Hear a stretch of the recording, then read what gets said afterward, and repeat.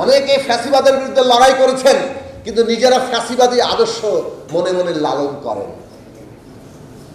আমরা দেখতে পাচ্ছি বাংলাদেশে যারা সংখ্যায় কম, মতাদর্শের দিক থেকে, জীবন চর্চার দিক থেকে, ধর্মীয় পরিচয় কিংবা অন্য যে কোনো পরিচয়ের দিক থেকে কিংবা রাজনৈতিক বিশ্বাসের দিক থেকে তাদের উপরে চেপে বসার একটা তৎপরতা চলছে।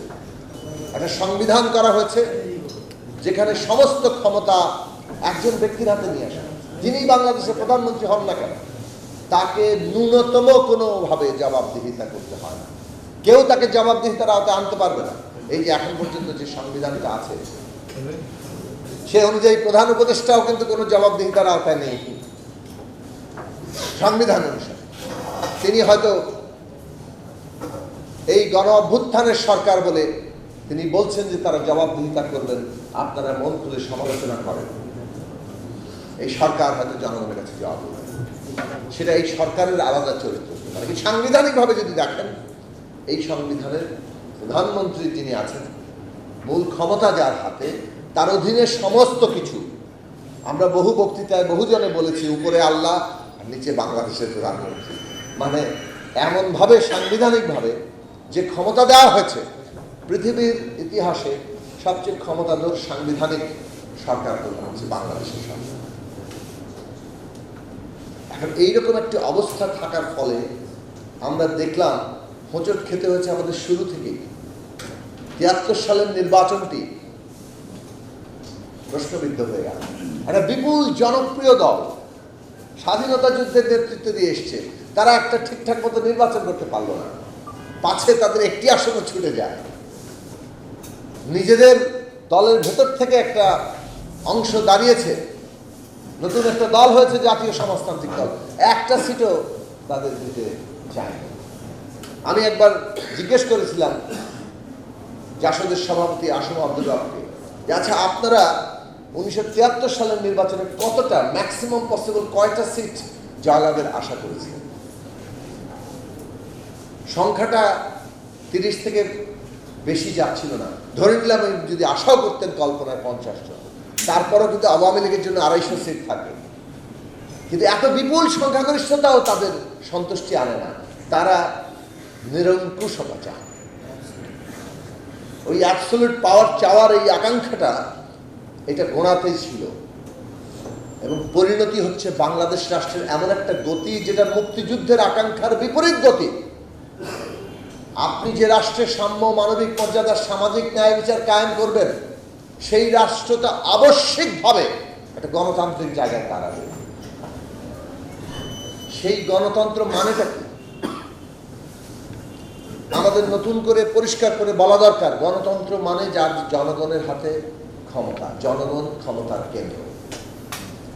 তো জনগণ যদি ক্ষমতার কেন্দ্র হয়, জনগণ নির্বাচিত করে তার এই রাষ্ট্র পরিচালনাটা কে করবে, সরকার কি হবে। কিন্তু সেই সরকার কি জনগণের চাইতে বেশি ক্ষমতাশালী হতে পারে? তাহলে সরকারকে এমন ক্ষমতার সরকার হতে হবে যে সবসময় জনগণের কাছে জবাবদিহিতা করে। এটা হচ্ছে গণতন্ত্রের দৃষ্টিভঙ্গিগত দার্শনিক দিক, মর্মবস্তুগত দিক। এইটা যদি না থাকে তাহলে এটা গণতন্ত্র না। এবং ঠিক এইটা থাকার জন্যই তাহলে গণতন্ত্রের যে কাঠামোগত দিক, সেই দিকটাকে ওইভাবে সাজাতে হবে। পদ্ধতিগতভাবে কাঠামোর মধ্যে যিনি সংখ্যাগরিষ্ঠতা হবেন তিনি বিজয়ী, অথবা তিনি রাষ্ট্র পরিচালনা করবেন, সরকার হবেন, এটা পদ্ধতিগতভাবে ঠিক করা হচ্ছে। কিন্তু এই পদ্ধতির একটা বড় সমস্যা হচ্ছে যে যিনি সংখ্যাগরিষ্ঠ হচ্ছেন তিনি কিন্তু যে কোনো সময় স্বেচ্ছাচারী হয়ে উঠতে পারেন। সংখ্যাগরিষ্ঠতা বাদ বলে মেজরিটেরিয়ানিজম এটা একটা থাকে। তাহলে সংখ্যাগরিষ্ঠতার জায়গাতে আপনি যখন যাচ্ছেন পদ্ধতিগতভাবে, তখন এটা এই মেজরিটেরিয়ানিজম দিয়ে একটা স্বেচ্ছাচারিতার রূপ নিতে পারে। তাহলে এই স্বেচ্ছাচারিতা বন্ধ করা হবে কিভাবে? এইটা হচ্ছে গুরুত্বপূর্ণ প্রশ্ন গণতন্ত্রের।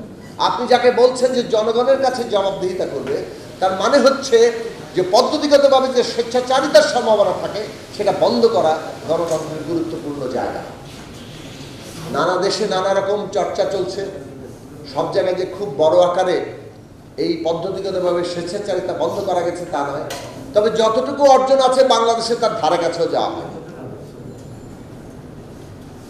গণতান্ত্রিক ব্যবস্থার পদ্ধতির মধ্যে সংখ্যাগরিষ্ঠ যিনি হন, সরকার গঠন করেন, যারা অন্য সংখ্যালঘিষ্ঠ কিংবা বিরোধীতে থাকেন তাদের কি অধিকার এবং মর্যাদা, এটা হচ্ছে তার গুরুত্বপূর্ণ প্রশ্ন।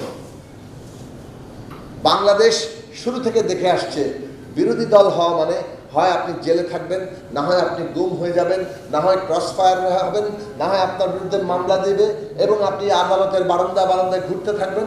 আপনার ব্যবসা বাণিজ্য, আপনার সমস্ত সামাজিক জায়গা সংকুচিত হতে থাকবে। এবং গত 15 বছরে এটা কি রূপ লাভ করেছে যে একটা চাকরি যে কে পাবে তার ঠিকুজি বের করা হচ্ছে। বাপ দাদা 14 গোষ্ঠীর মধ্যে কিংবা মায়ের গোষ্ঠীর মধ্যে কোথায় আসলে বিরোধী দল পাওয়া যায়? এই জায়গাগুলো বাংলাদেশে এটা তার উত্তুঙ্গ পরিস্থিতিটা তৈরি করেছে। তো পদ্ধতিগতভাবে এখানে আমাদের ওই জায়গাটা তৈরি করার কথা ছিল যেখানে বিরোধী দল কিংবা যারা সংখ্যালঘিষ্ঠ যে কোনো অর্থে, রাজনৈতিক অর্থে কেবল নয়, কোনো পরিচয়ের অর্থে হোক, মতাদর্শের অর্থে হোক, জীবন চর্চার অর্থে হোক, এগুলো খুবই গুরুত্বপূর্ণ প্রশ্ন। অনেকে ফ্যাসিবাদের বিরুদ্ধে লড়াই করেছেন কিন্তু নিজেরা ফ্যাসিবাদী আদর্শ মনে মনে লালন করেন। আমরা দেখতে পাচ্ছি বাংলাদেশে যারা সংখ্যায় কম, মতাদর্শের দিক থেকে, জীবন চর্চার দিক থেকে, ধর্মীয় পরিচয় কিংবা অন্য যে কোনো পরিচয়ের দিক থেকে কিংবা রাজনৈতিক বিশ্বাসের দিক থেকে তাদের উপরে চেপে বসার একটা তৎপরতা চলছে। তো গণতন্ত্রের এই যে জায়গা, যে গণতন্ত্রে সংখ্যালঘিষ্ঠ যারা, ক্ষমতার বাইরে যারা, তাদের অধিকার কি, মর্যাদা কি, তারা মাথা উঁচু করে দাঁড়াতে পারছে কিনা, সেইটাই পদ্ধতিগতভাবে তার ব্যবস্থার আয়োজন করা। এর মানে হচ্ছে এমন একটা ক্ষমতার ভারসাম্য থাকবে যাতে মানুষ সরকার স্বেচ্ছাচারী হতে চাইলেও সে তার আশ্রয় পায়। এই কারণে সরকারের সাথে বিচার বিভাগের, আইন বিভাগের পার্থক্য থাকে। সংসদ, সরকার এবং বিচার বিভাগের মধ্যে ক্ষমতার ভারসাম্য নাই, এই যে আপনার অধিকারের জায়গা, মর্যাদার জায়গা, সেটার নিশ্চয়তা। এই ক্ষমতার ভারসাম্য জবাবদিহিতা নেই। এই পদ্ধতিগত আয়োজন না থাকলে কোনো গণতান্ত্রিক ব্যবস্থা থাকবে না, ওটা স্বেচ্ছাচারী তন্ত্র করবে না।